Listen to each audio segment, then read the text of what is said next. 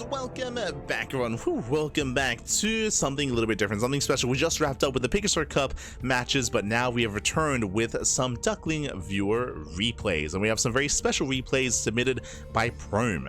Prome, of course, is a Korean Protoss player, and Prome is usually a little bit more renowned for StarCraft Evolution. If you've been watching some SC Evo, Prome is a lot more prevalent in that game mode, a little bit less so in regular SC2.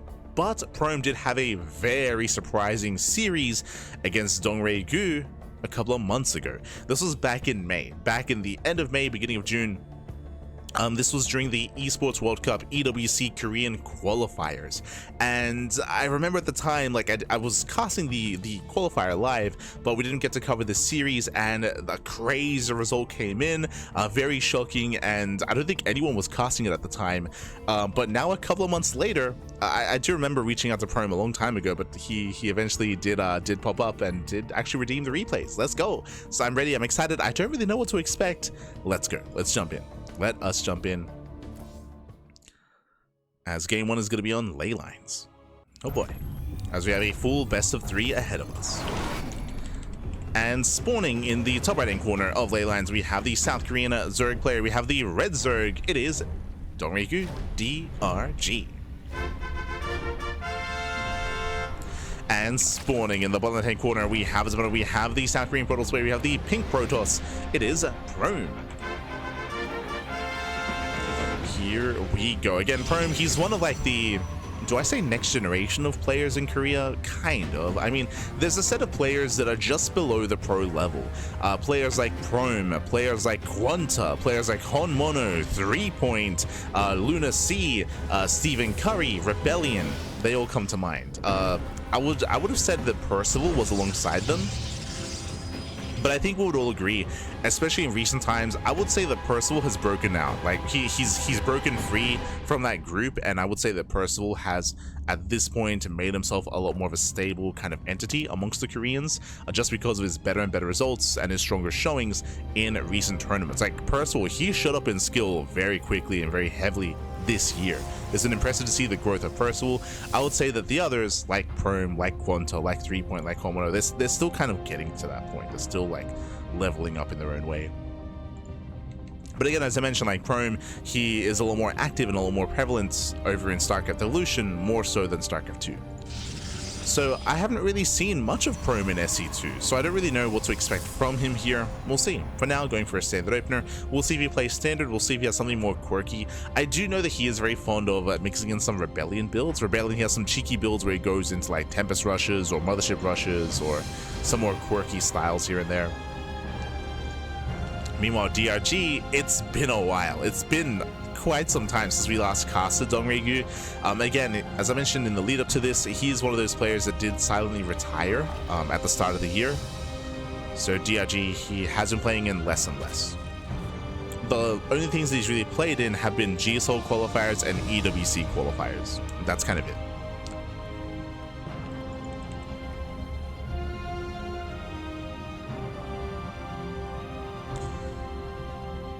But it is unfortunate there are some other Koreans that did silently retire.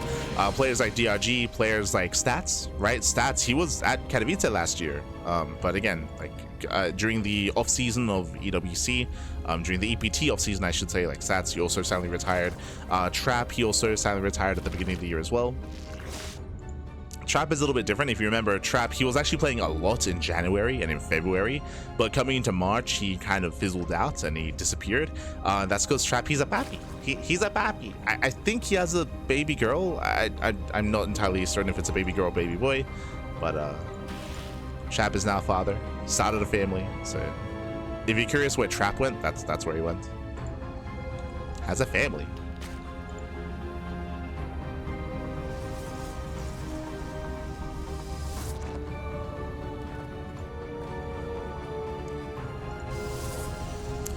So now, we do have our standard opener, Stargate out of Prome. Oh, and yeah, If you remember, I spoke about how Prome, he likes to mix in some of the Rebellion builds, Stargate into Fleet Beacon. This could be one of two things. Either we're rushing into Tempest or we're rushing into a Mothership. This could be a Mothership rush to recall into the main. This is something that some of the other, like, semi-pro Koreans have been mixing in, but no, second Stargate. We're going into what should be either a Tempest rush or a Carrier rush. Okay. Now my attention. Now, if you remember, Classic, he popularized a variation of this where you open up, I believe Classic variation is that you open up single Stargate, you make one Tempest, then you get a second, and I think you cap out at 2 or 3. Then you send it, you reveal your Tempest, and then you hard switch into Massive Blink Stalker, into a ground army instead. And you force the Zerg player to overinvest into Corruptors, to overinvest into the Spire, and then bam, you catch him out with a ground army instead. But this is a bigger commitment into straight up just Tempest. Tectonic destabilizers on the way. Temps are amassing. We do see DRG going for a faster lair. It's a 420 lair timing.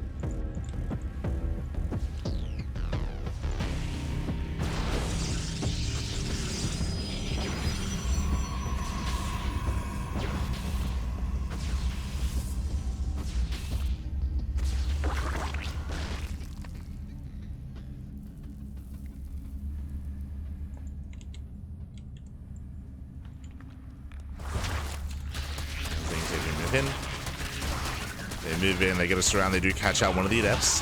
Going for the other as well, not bad. Yeah, killing the Probe, delaying the third base. This is nice damage from DRG, killing both Adepts. The Probe delays the third expansion, but little does DRG know, Tempest. We already have 2, soon to be 4. And we're banking them up. We're banking them up in the main base. The Overlord was hunted down? Yeah, the Overlord was hunted down earlier. Overlord did fall. And DRG is droning, he's saturating, but he does not really know what's going on yet. Oh, good, going for the Spire though. Okay. Blindly going for the Spire. He could just be going to, he could just be planning to go into Muta play. Tempest move out. And Tempest are revealed. Tempest are revealed here to the Roaches. Now Cheeky knows 100%. He's fully aware of what's going on.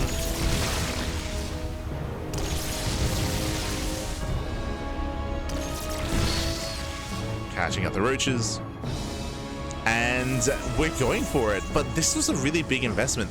If you remember what I said at the start of the game, Classic has a build where you go into, you wanna go up to like 3 Tempests and then bam, switch into Ground Toss with Blink Stalkers. That's what's happening here, but it was a much bigger investment into 5 Tempests with Tectonic Destabilizers. Again, like, this is a really big investment here from Prome before switching into Ground Toss. So the Ground Toss switch is gonna be a little more awkward. It's gonna be more awkward, more delayed. Tempest at one-shotting Queens. Okay, 1, 2, 3 Queens to go down, getting 4. Queens are falling, Prome supply blocked. There it is, Blink is now on the way. I'll say the Blink was delayed, but is in production. And again, the plan here is that you want DRG to make too many Corruptors. You want him to overinvest. Kills all the Queens, takes down the expansion. Ay. I mean, we have 11 Corruptors on the way, but these Tempests, they couldn't even kill the lair. Yeah, they're going for the lair. Kills another Queen. 2 more bullies. 1 more bully, I believe. Oh, what a mass. He gets it. Lair goes down, recalls back home. And how many Corruptors do we have? 9, soon to be 11 Corruptors. And here comes the ground switch. You can see here a mass Blink Stalker on 2 bases. And this is meant to end the game. This is meant to end the game. And again, this is a variation of what Classic was up to. I say variation because, again, this was a much more, again, bigger investment, bigger commitment into Tempest. But there are so many Stalkers. I feel like Prome doesn't even have to worry about the Corruptors. We can just go. Just go, bad. Send it. Soldiers at home to defend. Yeah, they do focus on the Corruptors. Roach Warren's going to be going down. The hand of boys are being pulled. DRG getting desperate. Ay. He's getting desperate back. And again, this is a nasty build.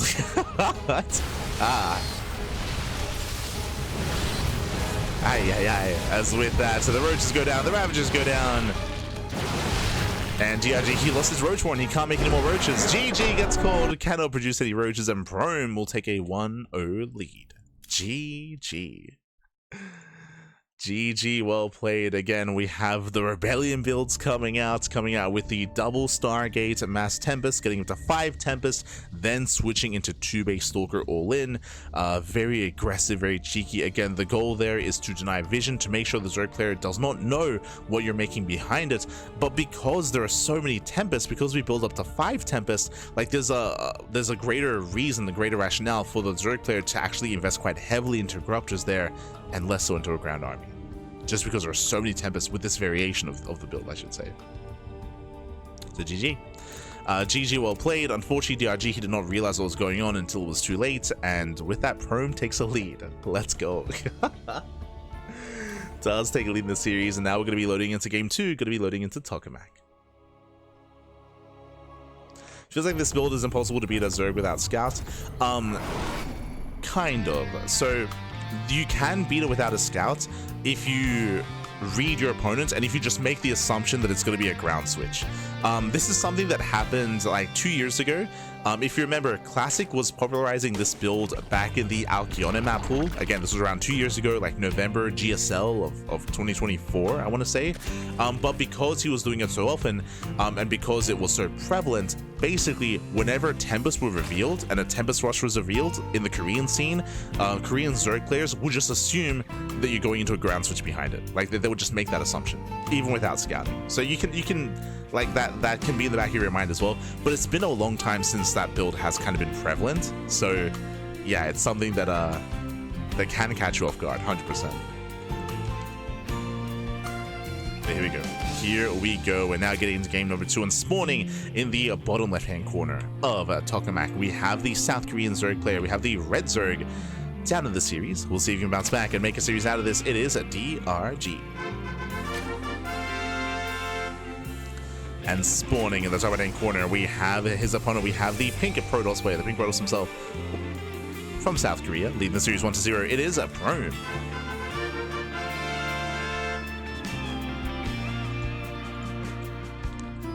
Go.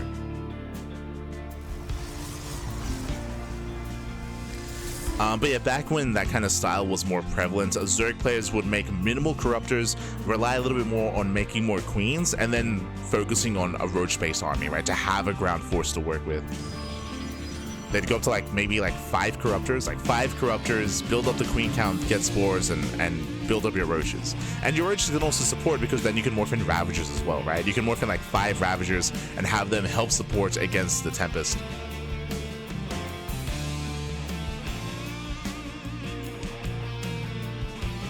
It is brutal. Okay, it can be brutal, for sure. Now, we don't expect to see that again, right? We don't really expect to see that again out of Prome. Going for the Cybercore, into Stargate, and then we'll see what cheeky build we have this time. Now, trying to reach into the recesses of my mind when it comes to what Rebellion does, I still stand by, we could see a Stargate into Fleet Beacon into Mothership Rush. True, that's still in the back of my mind. Otherwise, I want to say there's like a charge-based 2-base all-in that they would whip out every now and then as well. Show us what you got.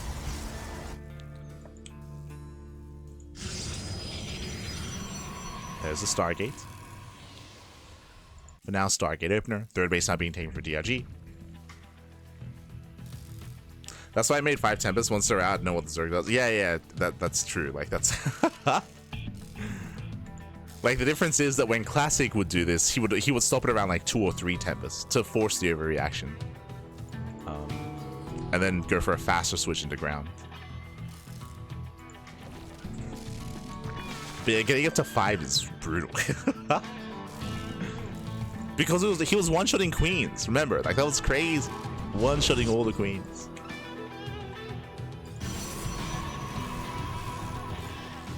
Okay, Void Ray opener. Yeah, my attention. With the Void Ray, the goal is to hunt down this Overlord is to deny vision. Deny vision, deny scouting.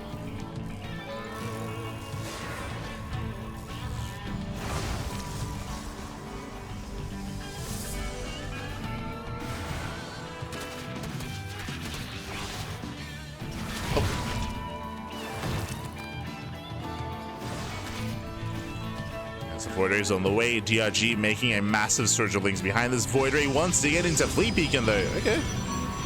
Ooh, that's really rough for DRG. So a couple things are happening. One, Prome, he's going to be secure on 2 bases. 2, DRG is making 18 Lings. And what's the purpose of these Zerglings? To deny the third.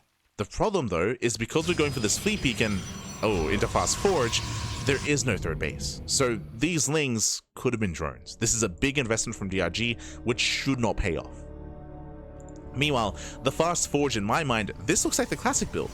This looks like we're not getting a second Stargate. We make like 1 Tempest, 1, 2 Tempest, then you go into +1, then you switch into Ground Toss a lot faster instead. But we'll see. Oh no, the Lings! Yeah, Lings, they do get in. That should not have happened. They dual Tempest around. And they will clean up all these Adepts. Do we get a Scout? Do we get into the main base? The wall is still open. Voids are being pulled. Lings, they do step in. And they get a full Scout. They confirm the Stargate, the Fleet Beacon, and the Forge as well. And again, these Lings, they should have been stopped at the wall, but alas, they were not. And what's the plan? So Prome, he does go for his Gateway Explosion. Again, it's going for, I believe this, yeah, going for the Mothership and going for what should be Sentries. Sentries, Zealots. Oh boy, Mothership Rush.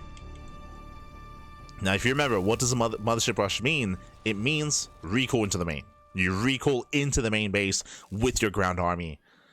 And there was a time a couple of years ago where this was very prevalent, where you would recall with sentries and then you'd force field the ramp, right? You'd force field the ramp.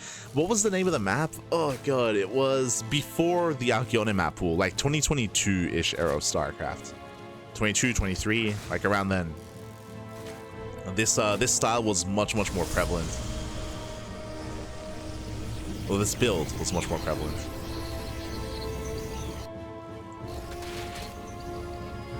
I remember Max doing this.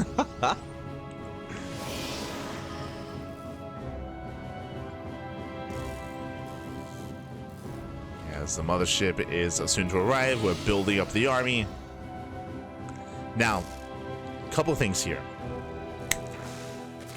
If DRG isn't in the main base in time for the recall, the game can end. I say can end. If DRG has Ravagers, he can bile, of course. He can bile the force fields and he can still break into the main. But if he doesn't have Ravagers ready, then this can be brutal because here comes our Mothership. Mothership is coming, sentries are warping in, and you can see we're getting ready for the recall. Now, based on what DRG saw, he saw the Gateway Explosion. He should be aware that this is a possibility. Should be.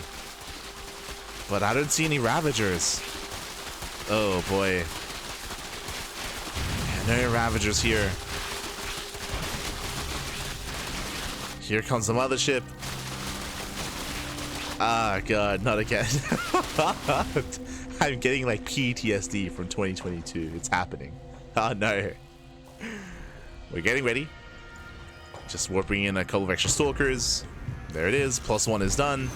There's a recall. Yeah, recalls into the main, and he's rushing to the ramp. Ravagers do start morphing in. He's rushing towards the ramp. He needs that force field. Can he force field the ramp in time? He's coming. Ah, there it is.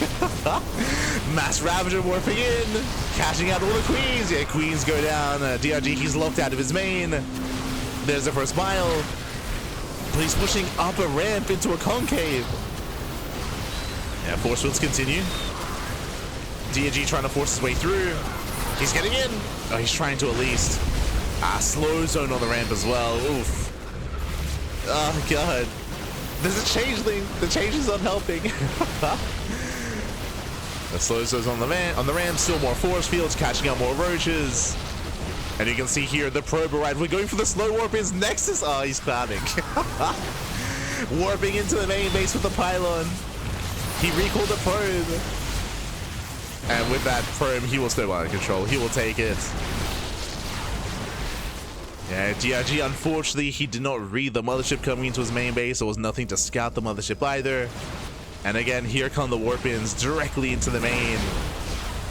And DRG is going for the base trade.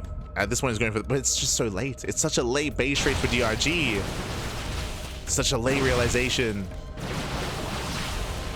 The main base has been shut down. And what's scary, Prome can always recall. He can always recall back home, unironically. There it is. He recalls back home. When's the mothership recall? He can recall again. No shot. The mothership can recall again. But oh, Biles do connect. Okay. Biles are connecting. Some messy engagements here out of Prome. Zelsa trading well. Running out of roaches. Main army pushing in. Takes down the roach warren.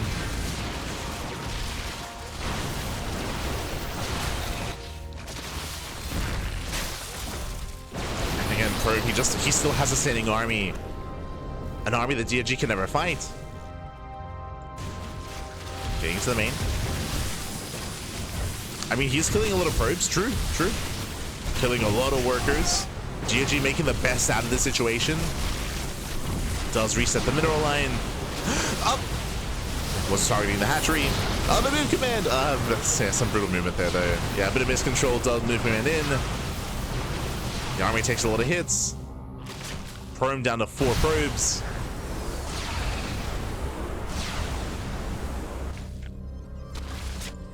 Well, 3 probes left, Pat. 3 probes left. I believe one of them is in the main. Yeah, there.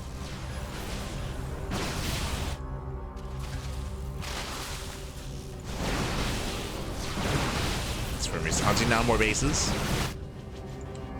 Drones did survive. And DRG, he is double expanding. He's taking more bases. The roaches are destroying buildings. Prome, what's the call? Do we race back home? Yeah, mothership. The mothership's racing back home. The mothership has a recall. Natural goes down. The main base is under fire.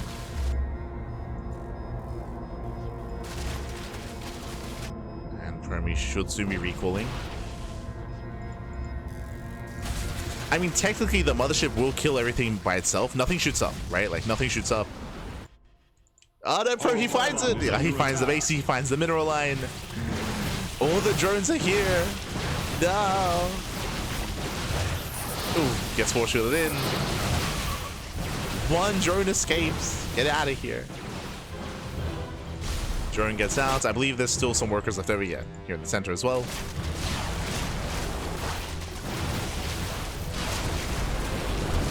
And there's the recall. There's a recall back home. Slow zone, welcome in. GG gets called, and Prome, he will take the series 2-0, taking down a DRG. GG. Oh no.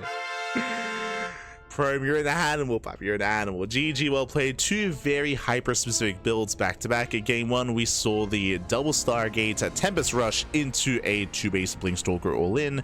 Meanwhile, here in game 2, we saw the initial Mothership Rush into a ground army, recall into the main base, force field the ramp. Unfortunately, DRG, he wasn't ready with the Ravagers initially. He had to wait for them to morph in, and he also attempted to go up that ramp, but the ramp is so narrow going into the main base. He was caught pushing up into a concave and pushing through slow zones, force fields. In the end, he realized that he just couldn't do it, but it took a long time for that to happen. He bled out a lot of supply, trying to push up into his own main base. The attempted base trade was very late, was very delayed because of that, because he spent so much time initially trying to fight for his main. Trying to and failing to fight for his main base. So unfortunate position there for DRG. If he had gone for the base trade sooner, then maybe a different story. Maybe he kills all the buildings. Maybe he saves more of his own hatcheries and he forces a different kind of game state, but alas, he did try to fight for his main initially, and it wasn't quite worth it in the end. GG. GG, well played. Cheeky builds here from Prome. Very cheeky. And that is how Prome took down DRG. And fun fact, that is the last time that DRG has played and competed in a StarCraft 2 tournament. Fun fact. Este Prome. Hold on. Hold on.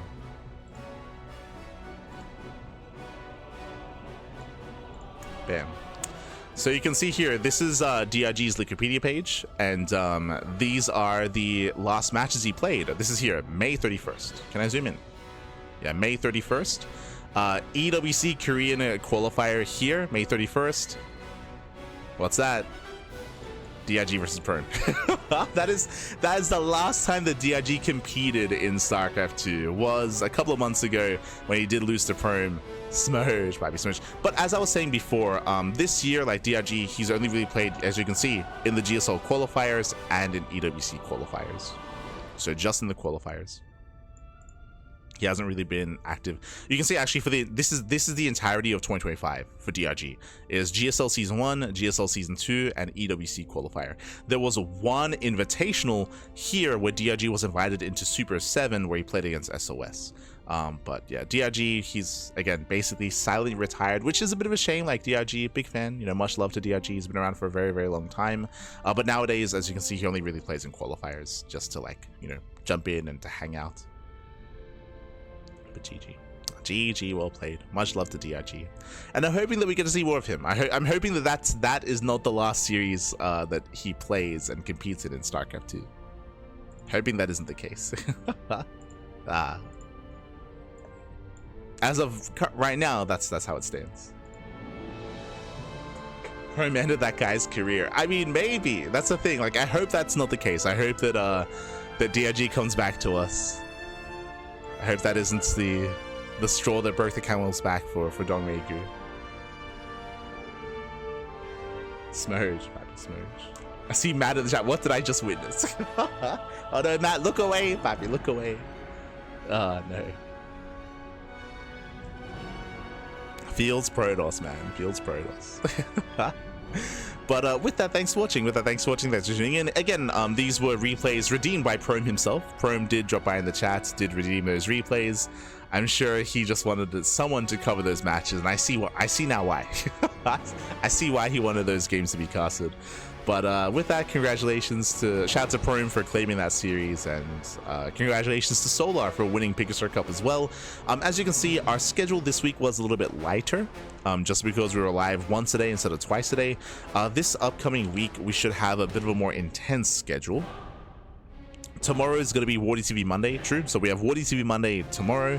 The day after that, we have the OSC League Rising Star and Tuna Cup, the Invitational. Then we have Picasso Cup on Wednesday, Little League Cup on Wednesday. We have, the Starfest qualifiers, true. We have the Starfest qualifiers over the weekend as well, on Thursday, Friday, and Saturday. And I just realized SC2 Safe House is this weekend as well. Jesus. All the qualifiers, so SC2 Safe House and Starfest. So a lot of content, a lot of StarCraft in the coming weeks, and of course we'll do our best to bring that to you here and now. Do our best, man. Do our best. Otherwise, thanks for watching. Thanks for tuning in. If you enjoyed the broadcast, if you want some more StarCraft, if you want to tune into something that you can't watch live just because it doesn't line up time zone wise, then check us out over on YouTube. Exclamation mark YouTube in the chat, and you'll get a link to our YouTube channel. So you can check out our YouTube channel, as all the VODs are uploaded on a daily basis. Likewise, you can also support us on Patreon as well. Our Patreon is designed to fund our tournaments. So thank you so much to all of our supporters on Patreon. We actually just got some new supporters on Patreon a couple of days ago, and you can see that we're almost at 550 USD a month. Thank you so much for all the support. We appreciate it. Again, currently 100% of that money goes towards prize pools for our tournaments, and I'd love to have our tournaments grow even further to be able to produce monthly finals on a regular basis. So thank you so much. Yeah. GG, well played. Otherwise, if you want something else to tune into, I do recommend checking out our TLMC 21 analysis. For those who are unaware, I was one of the judges. For the Team Liquid map contest, and for the first time, it was definitely an experience that I did go through. And the results, of course, are public. Voting will soon be available for the TLMC map contest. And if you want maybe a little bit of insight, if you want like a sneak peek as to how my thought process going into judging maps, what I was looking for, what I wasn't looking for, my experience, and how everything works, then we did actually make a stream 2 days ago. So you can check it out. I'm going to be posting it in the chat. So if you're interested in that sort of thing, then bam, the VOD is there. The VOD is available. And voting will be open soon for the new map pool, for the new StarCraft 2 ladder map pool. So do consider checking that out.